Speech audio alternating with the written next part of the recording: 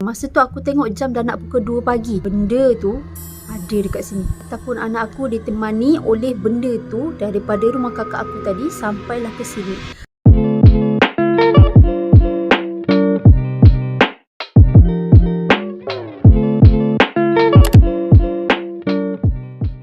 Hi, Assalamualaikum guys and welcome back to my YouTube channel. Hi guys. Okay, so diharap korang semua yang menonton video ini berada dalam keadaan sihat walafiat dan sentiasa dipermudahkan segala urusan kita. Okay, dan untuk hari ini Nora nak bercerita sikit tentang pengalaman Nora sendiri. Okay, salah satu pengalaman seram yang Nora alaminya lah. Pengalaman tu dia ada berkait rapat dengan anak Nora sendiri.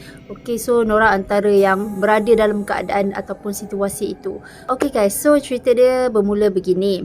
Okay, pada satu hari aku dan suami aku bersama anak aku sendiri. Time tu anak pertama aku lah. Okay, time tu dia berumur dalam 9 ke 10 bulan macam tu. Okay, kita orang nak pergi ke rumah kakak kita orang Okay, time tu kita orang nak pergi lah rumah kakak Nora sendiri. Okay, time tu kita orang pergi waktu malam. Lepas isyak macam tu, so Nora dan suami siap-siap semua, kita orang nak pergi lepak-lepak lah konon dekat rumah kakak. So kita bawa dah sekali anak Nora tu.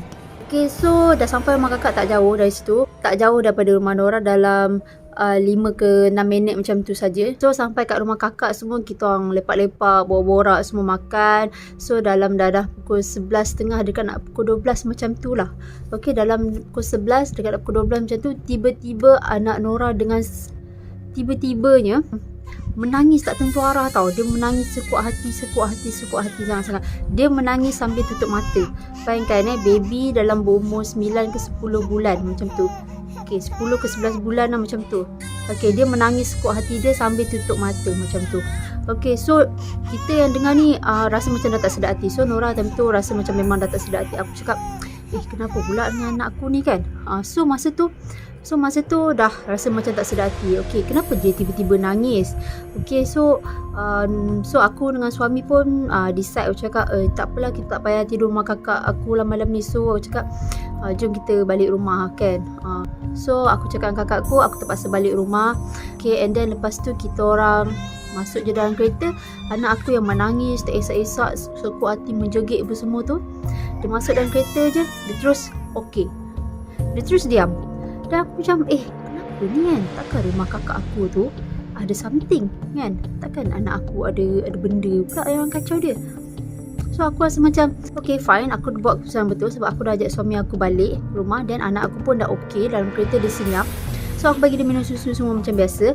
So sampai sahaja kita orang kat rumah dalam around 12 something macam tu, pukul 12 malam lebih sikit macam tu. Okay, so aku turun saja daripada kereta pada waktu tu, anak aku start menangis balik tau. Okay, dia start menangis balik, dia menangis sekuat hati dia kan. So aku rasa macam, kenapa dia nak kena menangis ni kan? What happened? Macam, apa pasal ni? Dia menangis sekuat hati. Sampai aku rasa daripada rumah hujung taman kat sana sampai taman sini, aku rasa boleh dengar suara dia. So aku rasa dah tak sedar hati waktu tu. Okay, tak apa, tapi aku masih lagi bersangka baik. Aku hanya fikirkan benda-benda yang positif saja waktu tu. Aku mungkin fikir macam, mungkin perut dia masuk angin ke, kembung ke, ataupun dia lapar susu lagi ke. Okay, so aku just bersangka baik dan aku dukung dia dan aku bawa masuk dalam rumah. By the time aku nak bawa masuk dalam rumah tu pun, dia makin nangis sekuat hati. And dalam hati aku sebenarnya agak cuak juga, tapi aku tetap juga bersangka baik. And then bila aku dan suami aku dah masuk dalam rumah tu, and then aku terus pergi naik ke bilik dekat tingkat atas. Okay, sebab aku rasa macam aku nak tidurkan dia lah kan. So aku dah dodoi-kan dia. Dia still menangis. Aku tengok jam dah nak pukul 1 pagi waktu tu, still menangis. Kiranya dah nak hampir 1 jam dia menangis tak berhenti tau.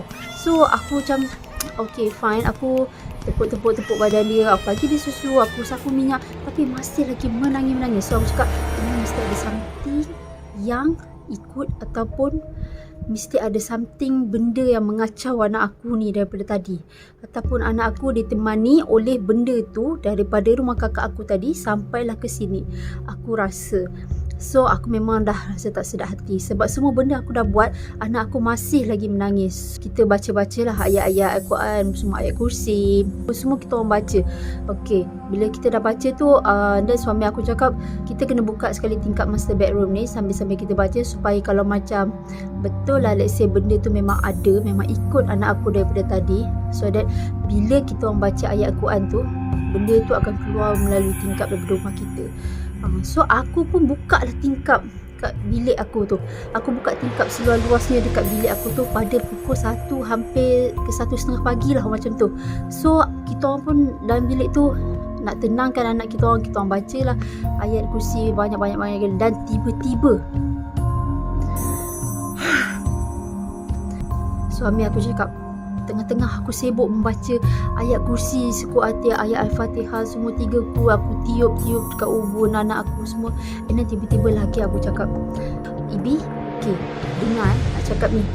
Muka dia memang serius gila. Dia cakap, benda tu ada dekat sini. Benda tu ada dekat sini. Dia cakap kat aku macam tu, and then sambil tu dia tunjuk tangan dia semua meremang bulu roma dekat aku tau. And then masa tu aku macam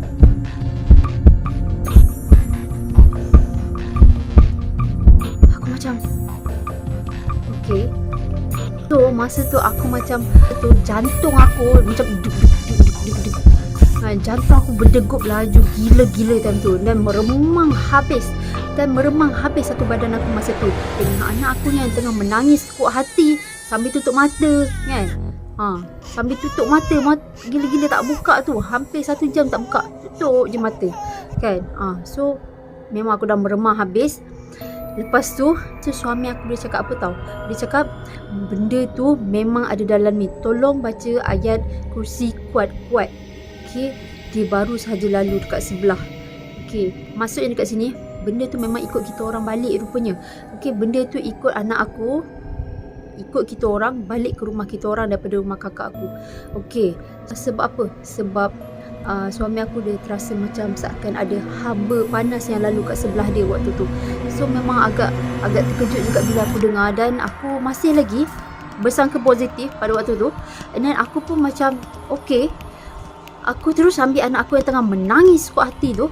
Okey, aku ambil dia, aku dukung dia, dan aku fikir macam okey, aku tak boleh duduk lagi dalam bilik ni sebab dengan tingkap ni terbuka, dengan haba yang suami aku dah rasa tadi, dan dengan ada benda dalam bilik tu, aku cakap okey, aku kena keluar dari bilik ni, aku kena turun bawah pergi ke ruang tamu pasang TV sebab aku nak hilangkan perasaan takut aku tu. Aku memang tak nak tunjuk perasaan aku takut depan suami aku sebab aku risau kalau aku kerasukan. Okey, sebab aku perempuan, sebenarnya aku memang sangat lemah semangat, tapi aku cuba kuatkan semangat aku demi anak-anak aku dan demi suami aku, yang mana aku tengok suami aku muka dia dah pucat gila weh. Memang muka dia dah pucat. Okey, so aku turun bawah. Okey, by the time aku nak turun bawah tu, aku turun kat tangga, aku baca sekuat-kuatnya ayat kursi. Okey, aku baca sekuat-kuatnya ayat kursi sampai kat tangga tu, bahagian tangga tu bergema. Okay, sambil aku bawa turun anak aku tu, aku baca ayat kursi sekuat hati aku sebab aku nak hilangkan rasa gemuruh, rasa takut dalam diri aku tu. So aku turun bawah dan suami aku tu pun turun bawah sekali. So aku terus pasang TV, aku cakap tak ada apa-apalah. Tak ada apa-apalah. Dan aku cakap tak ada apa-apa, jangan cakap merepek lah. Aku hanya nak sedapkan diri aku, tapi padahal aku memang dah tahu. Aku tahu memang aku rasa meremang juga pada waktu tu. So biasanya orang cakap kan, bila badan kita ni rasa macam meremang, sebenarnya memang benda tu ada dekat sekitar kawasan kita tau, yang berdekatan dengan kita. So memang benda tu aku tak nafikan lah, tapi aku hanya buat kuat saja pada waktu tu. Dan aku dah turun bawah, aku ambil remote TV dan aku buka. Okey, aku buka cerita kartun sebab aku nak hilangkan rasa takut aku tu. And then aku still baca ayat kursi. Masa tu aku tengok jam dah nak pukul 2 pagi dan aku tengok anak aku hampir menangis 1 jam setengah. Dia tak berhenti menangis daripada tadi. So aku dah cuak. Aku call kakak aku tadi, aku cakap Zafran ni tak berhenti menangis lah daripada tadi. Boleh tak tolong datang sini kan? Tolong apa-apa yang patut lah. And then aku cakap cakap, kenapalah tak ada jiran sebelah rumah yang datang rumah, ketuk pintu rumah aku, tolong aku waktu ni. Sebab aku memang betul-betul dah buntu, dan aku risau dengan suami aku yang tiba-tiba kalau dia kerasukan, dan macam mana aku seorang-seorang dengan anak aku yang tengah menangis tu. Okey, dan tak lama lepas tu aku baca juga, aku terus membaca ayat-ayat kursi, dan aku tiup kat ubun anak aku kan. And then lama-lama slowly macam tu anak aku macam dia dah slow nak berhenti menangis tau. Okay, dia slow berhenti menangis waktu tu. And then aku rasa macam okay, aku agak lega sikit pada waktu tu. And then aku tengok muka suami aku, dia still muka cuak juga.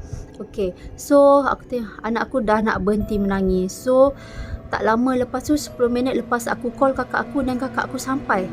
Kakak aku sampai dekat rumah aku, luar rumah aku. So dia sampai, dia masuk dalam, dia tengok okay, anak buah dia dah berhenti menangis. So dia rasa lega. And then dia bagi tahu aku satu perkara. Masa dia sampai dekat luar rumah aku tu kan, dia terbau yang sangat wangi. Okay, bau yang sangat wangi dekat luar rumah tu. Means dekat halaman rumah aku dekat luar tu, sebelum kakak aku masuk ke dalam kawasan rumah aku tu, dia dah bau wangi yang teramat sangat. And then dia ternampak macam satu bayang-bayang berwarna putih dekat tingkap bilik master bedroom aku dekat atas. Okay, korang bayangkan tak? Dan okay, korang bayangkan tak? Okay, so itu antara pengalaman aku yang aku alami. Memang dalam masa 1 ke 2 jam tu memang adalah masa ataupun momen yang sangat stressful untuk aku. Okay, yang sangat menakutkan, yang sangat suspend untuk aku, mana aku sendiri alami. Dan aku belajarlah sedikit sebanyak cara untuk atasi ketakutan tu sendiri. So itulah cerita daripada pengalaman aku sendiri. Okay, pengalaman Nora sendiri. Okay, so hope you guys faham apa yang Nora sampaikan ni. Okay, jadi pengajaran kat sini, okay, bila kita keluar malam, okay, kita bawa baby kita keluar malam, okay, seelok-eloknya ataupun orang kata sebaik-baiknya, elakkan daripada membawa baby kita keluar sehingga lewat malam. Sebab pasti akan ada benda yang ikut anak kita ataupun yang ikut kita. Okay, maksudnya dekat sini kita risau kalau ada benda yang berkenaan dengan anak kita, so dia akan balik dan ikut sekali lah anak kita tu. So dia akan kacau.